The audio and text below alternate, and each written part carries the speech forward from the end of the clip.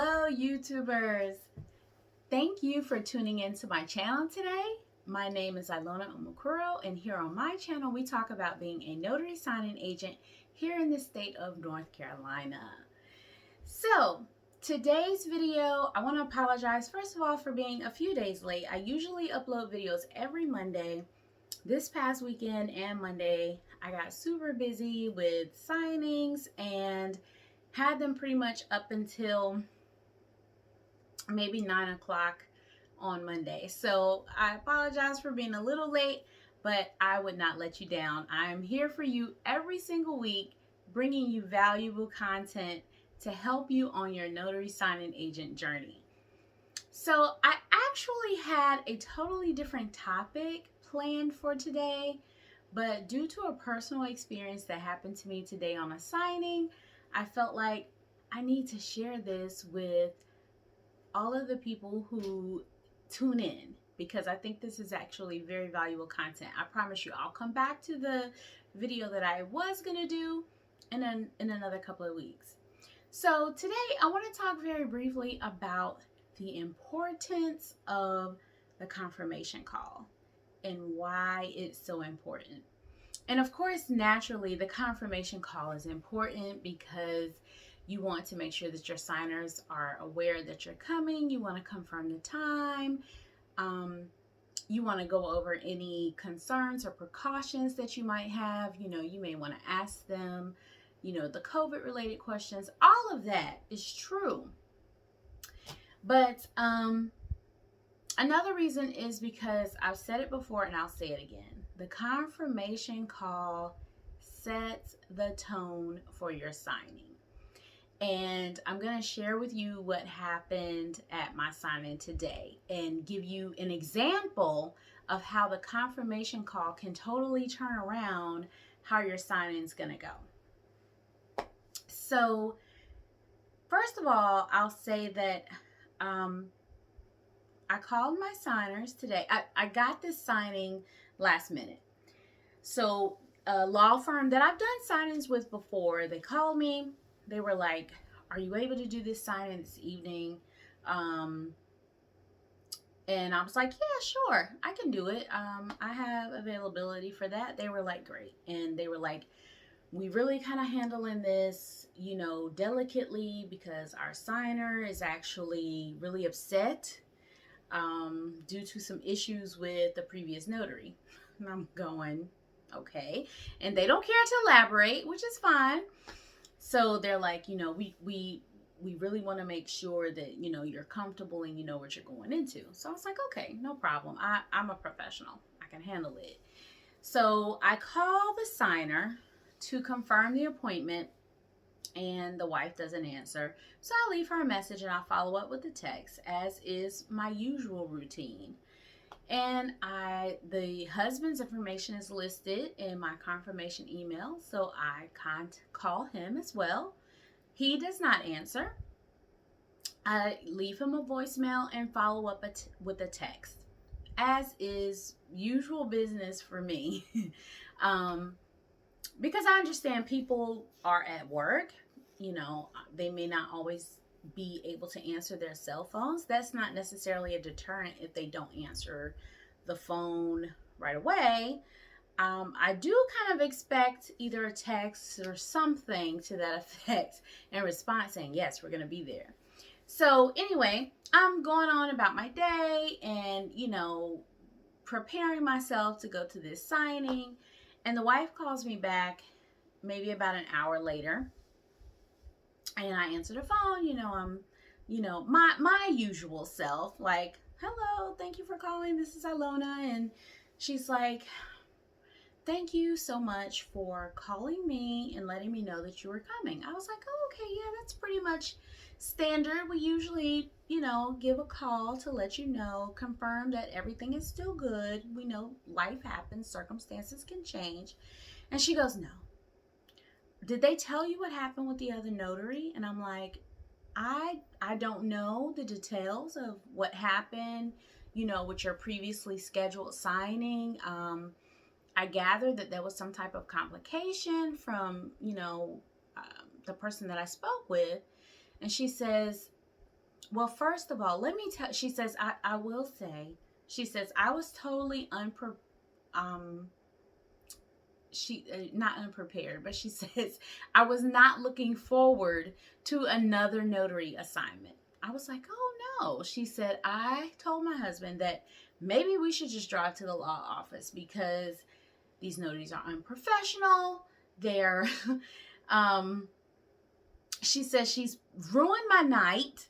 And I said, I am so sorry that you had a bad experience. She says, well, first of all, the notary never showed, never called. She said, and it was late in the evening because we wanted to do it after work.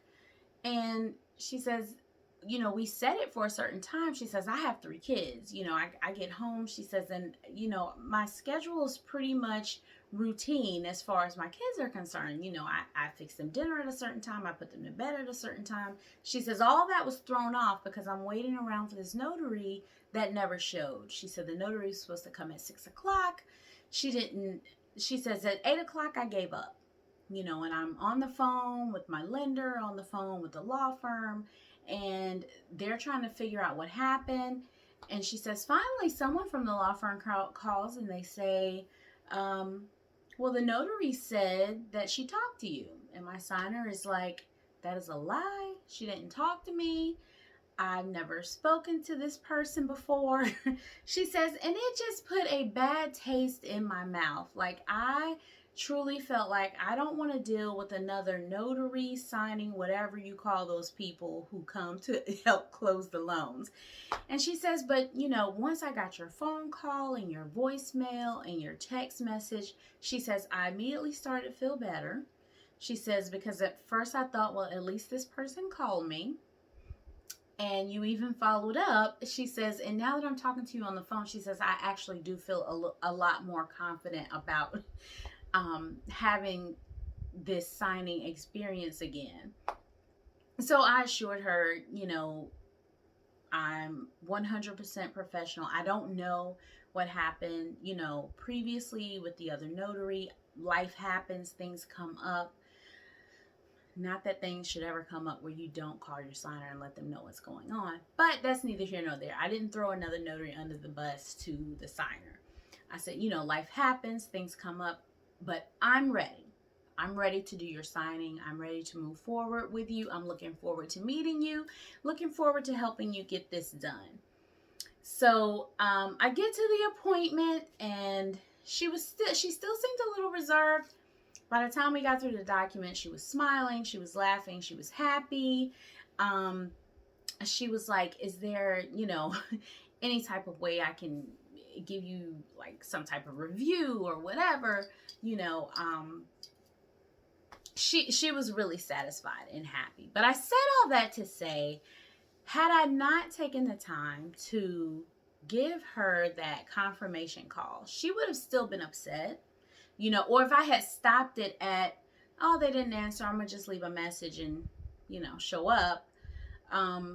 She may have still been upset. I would have gotten there and the tone for my signing would have started off on a bad foot.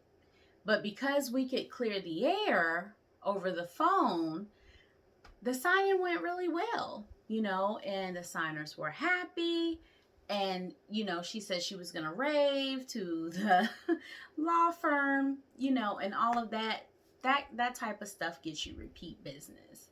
So the confirmation call is so important that you you build that relationship.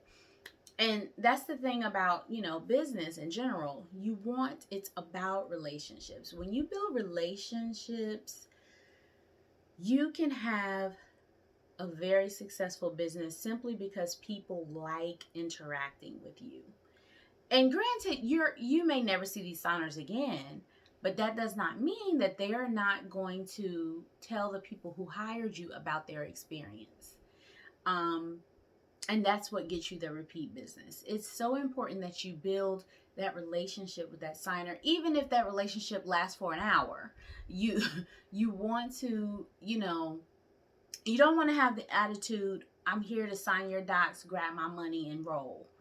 You know, I mean, there is some truth to the fact that, you're here to make money, but you're also here to provide a service.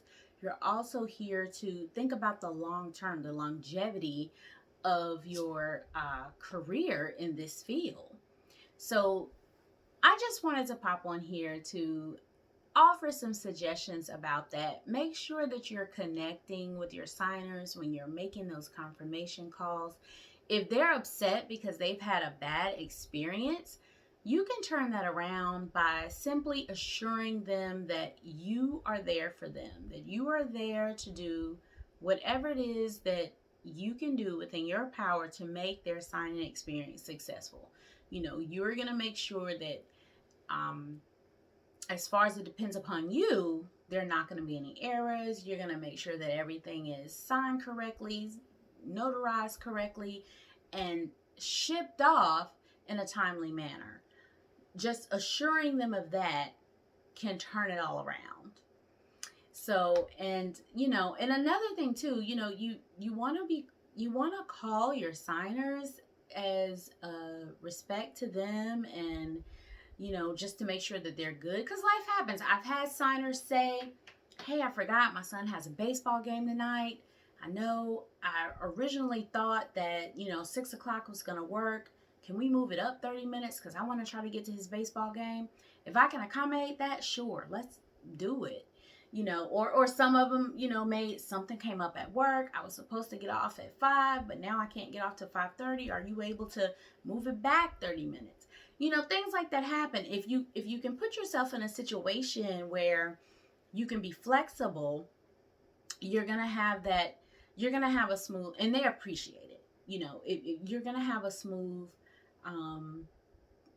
appointment with your signers at that time. And not only that, it's a protection for yourself. If you've been on any notary social media groups, you may have heard the news story about the notary that walked in on some type of domestic violence situation, and one of the people in the relationship was attacked, and the notary had to be a witness to all of that. And I don't know the particulars of if that notary actually called ahead of time or anything like that, but I can't help but hope that if I call ahead of time, at least they know someone's coming. And if they're having an issue or having whatever, at least if they know, hey, someone's here, they, you may not walk in on a situation, so it just serves so many multifunctional purposes to make that confirmation call. It's such a simple thing to do, but it's so important. It's so important. So I just wanted to share that with you all today. I hope that you found the information helpful. If any of you want any tips or ideas about what can you say during your confirmation call, feel free to put the questions down in the comments below. I'll be sure to answer your questions and offer more tips as to things that you can include in your confirmation call. And one last thing before I go, if you like this jewelry that I'm wearing, it is sponsored by one of my subscribers. Asked if I would wear it, and I was thrilled. I was like, yes, I would love to wear it. It's beautiful. I will put the link down to her website as to where you can get pieces like this and other pieces of jewelry as well. Thank you so much for tuning in, and please, please, please don't forget to like, subscribe, and hit the notification bell. And if you haven't seen my other videos, please feel free to go back and watch. Next week, you guys, I have some exciting content that I cannot wait to share with you. And I won't give it away. But please, please, please tune in next week. It's very exciting content. It's totally new. I actually haven't seen a lot of content on this subject that I'm going to bring to you next week.